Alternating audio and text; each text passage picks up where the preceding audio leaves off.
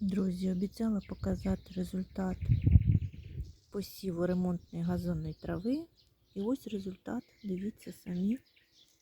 6-й день. Дивіться, яка травичка.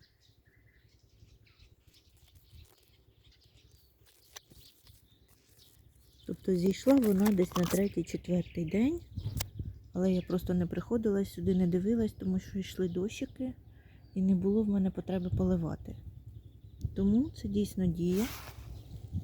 Я ставлю лайк і рекомендую травичку. Клас!